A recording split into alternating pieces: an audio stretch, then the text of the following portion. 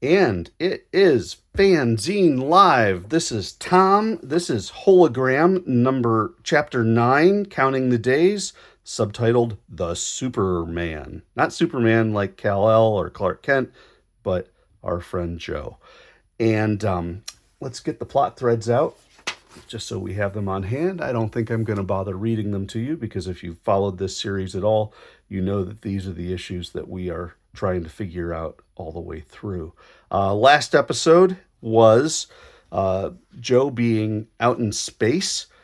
He blasted a massive asteroid that was about to hit the Earth, and we left it off with a bit of a cliffhanger. He was lost in a drift in space. Not lost in space like the old TV series. He was adrift in space.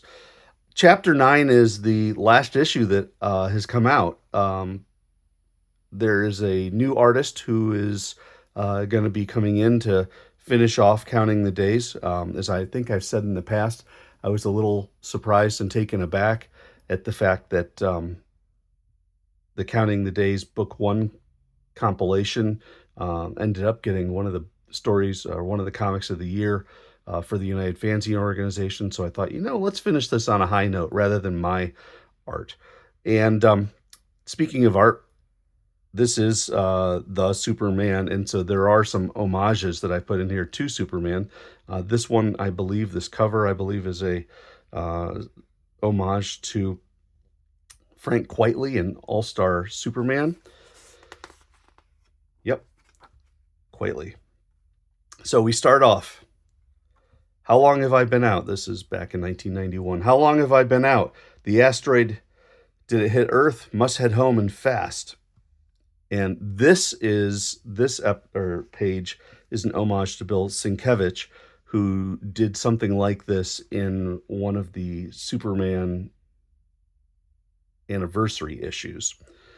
So you can see from February to September, he's been floating through space, trying to get home as quickly as he can. Says, holy cow, it's there. The Earth is still there. So he gets home, and he says, first stop when I return is to tell Maggie about the asteroid. She is distracted. Maybe Mike and Isaac will listen. So she's not buying it.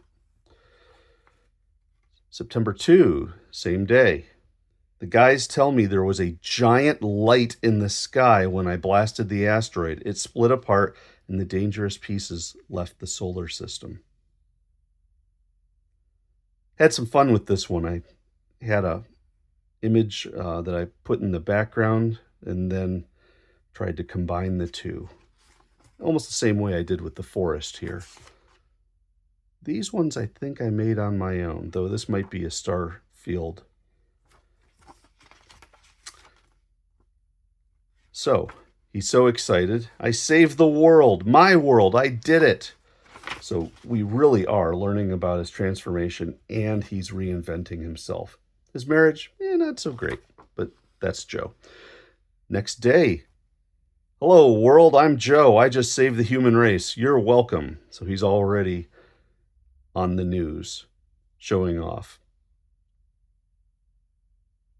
And I believe that this one is an homage to Gary Leach, and I kind of went a little bit off the Superman track and instead used Miracle Man, the British series that I guess you would say is a little bit of a variation on the Shazam Captain Marvel character. But anyway, so yeah, Gary Leach did that.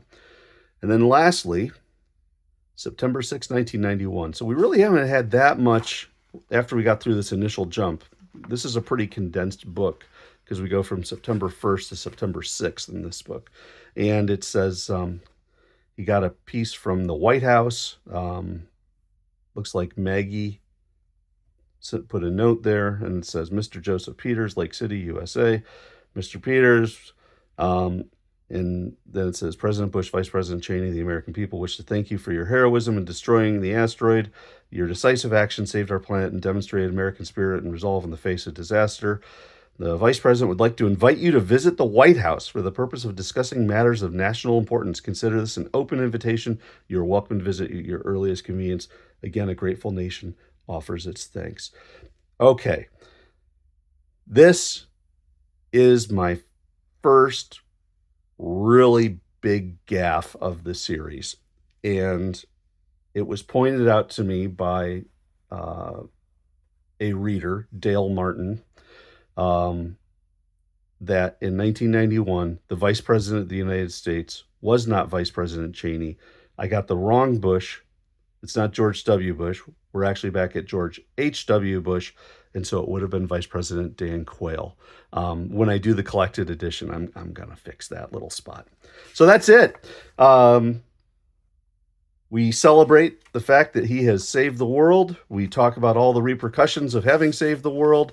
And we open up a new door story-wise to see where things are going to go. Looks like the government's interested. That's it, everybody. Hologram, Counting the Days, Chapter 9. The next issue is going to be a little longer in coming, but certainly it will be worth the wait. Talk to you soon. Have a great day.